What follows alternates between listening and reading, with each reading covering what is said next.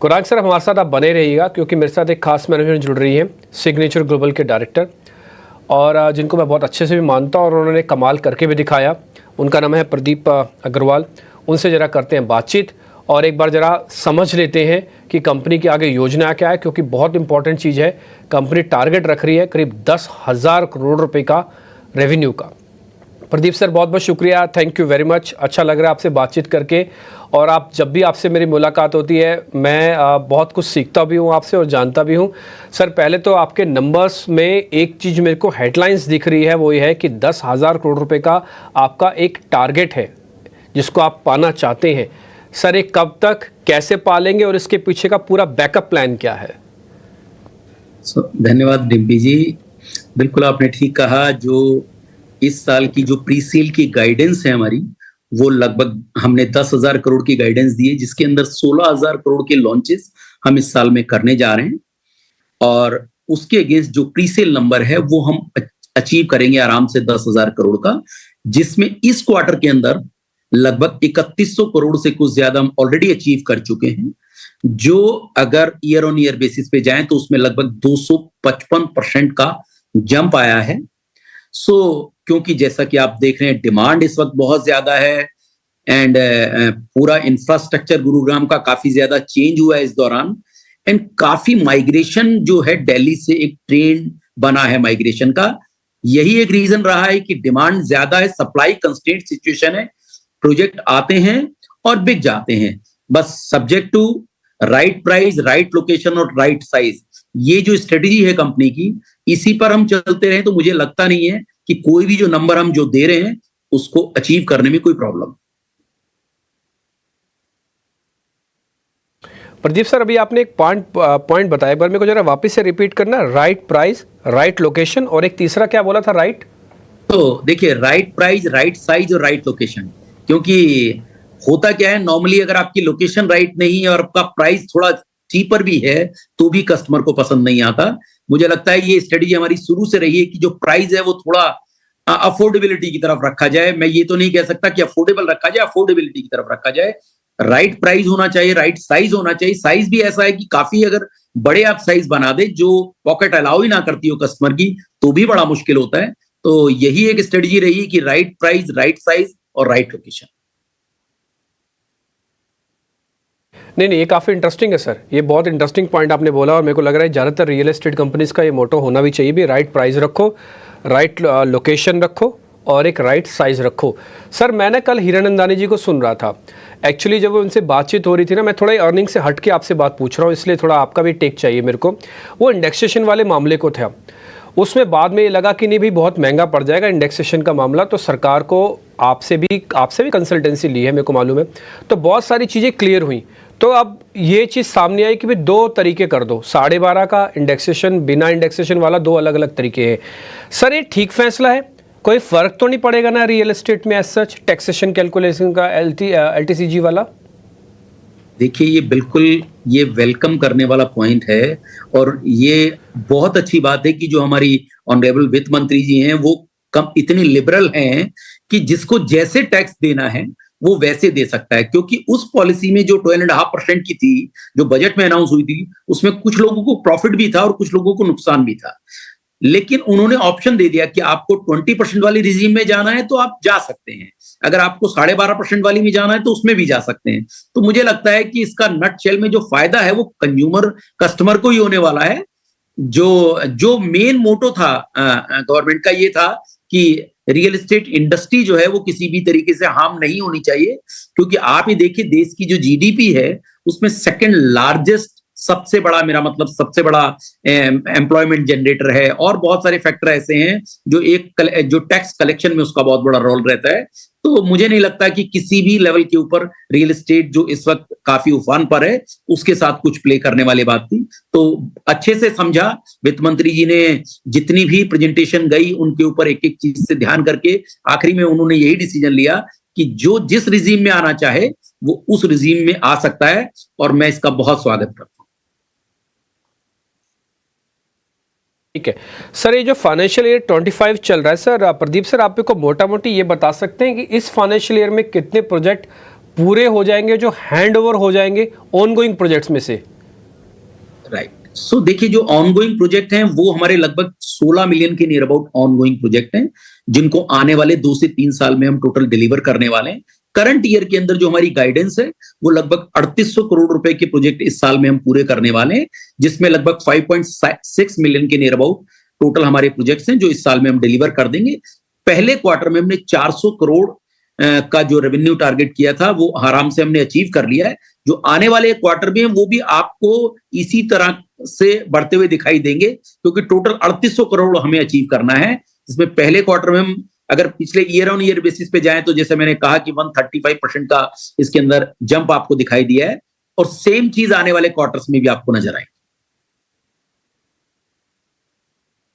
ठीक है प्रदीप सर, एक और चीज़ बताइए जो ज़्यादातर टिपिकली रियल एस्टेट कंपनीज के लिए बहुत इंपॉर्टेंट होता है। एक तो ये लैंड कॉस्ट है, ये लैंड कॉस्ट अभी कितनी महंगी हो गई है सर, अगर मैं आपसे 1 से 2 साल के कंपैरिजन में पूछूं, क्योंकि जिस एरिया में सर आप काम कर रहे हैं ना, वहाँ पे लैंड के प्राइसेस रॉकेट हुए हैं एकदम से, आपको भी अच्छे से पता है।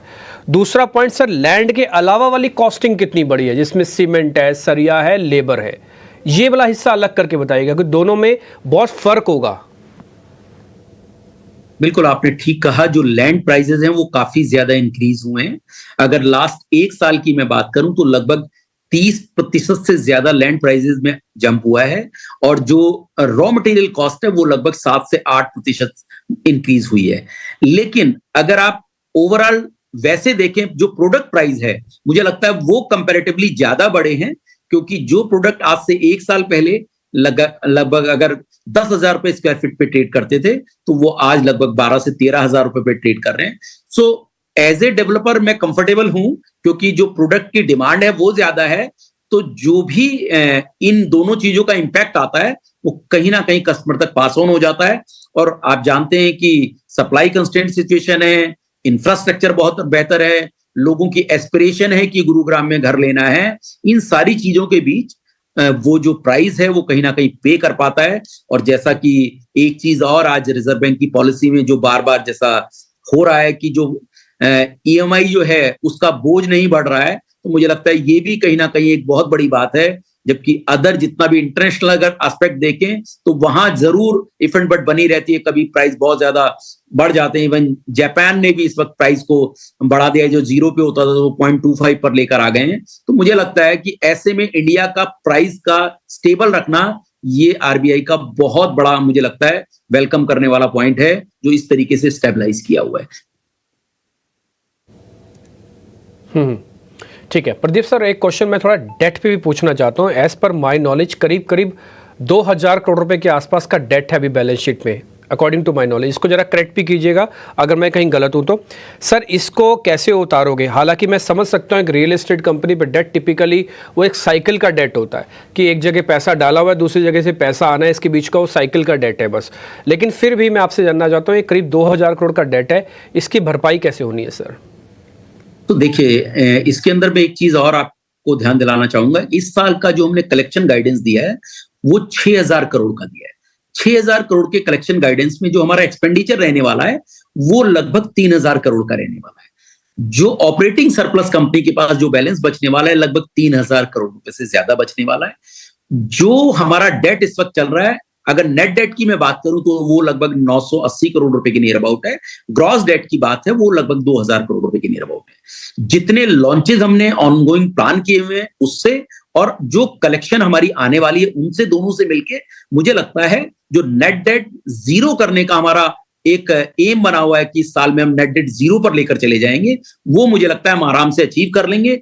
ग्रॉस डेट भी ऑफकोर्स सब्सटेंशियली डाउन होगा, एंड क्योंकि कलेक्शन स्ट्रॉन्ग बहुत ज्यादा है, लॉन्चेज बैक टू बैक हैं, तो क्वाइट कॉन्फिडेंट है कि हम इस चीज को आराम से अचीव कर लेंगे। एक चीज मुझे लगता है जो रियल एस्टेट कंपनी में देखनी चाहिए, जो यानी जो भी आपके दर्शक हैं उनको क्या चीज नोटिस करनी चाहिए किसी भी कंपनी में कैसे ग्रोथ हो रही है। क्योंकि जो आपने बैलेंस शीट का जिक्र किया, कई बार क्या होता है बैलेंस शीट पे बहुत सारी चीजें नजर नहीं आती हैं, लेकिन जो ऑपरेटिंग सरप्लस है वो कहीं ना कहीं कंपनी की जो स्ट्रेंथ है, उसकी मेरा मतलब हेल्थ है, उसको शो करता है। तो इस साल में जैसे मैंने कहा कि 6000 करोड़ की टोटल कलेक्शन में से 3,000 करोड़ के नियर अबाउट का ऑपरेटिंग सरप्लस होने वाला है। और इस क्वार्टर के अंदर भी जो हमने कलेक्शन किए लगभग 1200 करोड़ रुपए की, उसमें 530 करोड़ रुपए का ऑपरेटिंग सरप्लस है, जो पिछले पूरे साल के टोटल, यानी पूरे साल के अगर मैं बात करूं तो 911 करोड़ का पूरे साल का ऑपरेटिंग सरप्लस था, जो केवल एक क्वार्टर का ही 530 करोड़ रुपए है। तो मुझे लगता है ये कहीं ना कहीं एक बहुत बड़ा इंडिकेटर है किसी कंपनी की हेल्थ देखने का, रियल एस्टेट कंपनी का। नहीं सर, यही पॉइंट देखिए, मैंने जब कार्यक्रम में शुरुआत में भी कहा ना, तो अभी मैंने सर इसी नोट पे शुरू किया था कि कई बार ना बैलेंस शीट से होती है ना, हम सबके हाथ में होती हैं, लेकिन उसमें क्या उसके अंदर छुपा हुआ है, क्या उसकी भावनाएं हैं, वो हमको नहीं पता होती। इसलिए मैनेजमेंट आए, अच्छे से बता दे तो और अच्छा है। देखिए सर, आपका मैं बड़प्पन भी है, आपने नोटिस भी करवा दिया कि देखो जी, ऑपरेटिंग प्रॉफिट तो हमारा चेक करो, ऑपरेटिंग कैश तो चेक करो कितना पड़ा हुआ है। वो आपको डेट की चिंता करने ही नहीं देगा अगर वो आप उस फिगर को देख लोगे। प्रदीप सर, एक छोटी सी चीज़ मेरे को और पता करनी है, ये मेरा अपना निजी अनुभव भी है कि रियल एस्टेट के साथ साथ ना कमर्शियल थोड़ा पीछे पिछड़ गया था। एक तो मेरे को आप ये बता दो यार, टोटल बैलेंस शीट्स में, यानी कि टोटल आपके प्रोजेक्ट्स में से कमर्शियल का परसेंटेज में हिस्सा कितना है, और आपको लग रहा है कि अब वो फेज आ गया जब कमर्शियल एक्टिविटी थोड़ा और बूस्ट अप होगी, क्योंकि बहुत बड़ा हिस्सा इंफ्रास्ट्रक्चर पे गुड़गांव में लग चुका है सर। तो देखिए, जैसे टोटल जो कंपनी के पास अभी टोटल जो फोर्थ कमिंग प्रोजेक्ट्स हैं, वो उसका टोटल साइज है 30 मिलियन का। उसमें 30 मिलियन में लगभग 5 मिलियन के नियर अबाउट हमारा जो कमर्शियल, जिसके अंदर आप रिटेल और ऑफिस स्पेस के का एरिया है, जो लगभग 15 से 20% के बीच में ड्रॉ करता है। हमारा जो फोर्टे है वो रेजिडेंशियल में ही है, लेकिन कई बार आपको ऐसी पोजीशंस की लैंड मिल जाती है, या आपके सेक्टर्स में ऐसी लैंड्स आ जाती हैं जिनके अंदर बहुत स्ट्रेटेजिक लोकेशन होती है, और आपको लगता है कि इतनी बड़ी हाउसिंग अगर किसी सेक्टर में क्रिएट कर रहे हैं, तो वहां पर अगर ऐसे रिटेल हब हों या ऑफिस के स्पेसेस बनाए जाएं, तो वो कहीं ना कहीं बहुत सक्सेसफुल हो सकते हैं। जो साउदर्न पेरीफेरी रोड है, वहां पर लगभग हमारा टोटल 30 मिलियन में से 15 मिलियन का पोटेंशियल वहां पर है। साउदर्न पेरीफेरी रोड पर ही हमारे पास लगभग 4 मिलियन के नियर अबाउट रिटेल और ऑफिस स्पेस है, जो आने वाले वक्त में हम लॉन्च करेंगे। अब रही बात और अदर सेक्टर्स की, तो अगर सोना की मैं बात करूं, जो खास करके मिड इनकम हाउसिंग को अट्रैक्ट करता है, वहां पर लगभग हमारे पास टोटल मिलाकर 5 से 6 मिलियन के टोटल साइज है हमारे पास। वहां पे जो लॉन्चेस करने हैं हमें, उसमें आधा मिलियन के नियर अबाउट हमारा उसके अंदर जो रिटेल का कंपोनेंट है वो है। एंड ऐसे ही कुछ 37D के अंदर लगभग 1 मिलियन के near about total overall commercial component है। तो ओवरऑल अगर कंपनी की बात करें तो 5-5.5 मिलियन का टोटल पोर्टफोलियो है।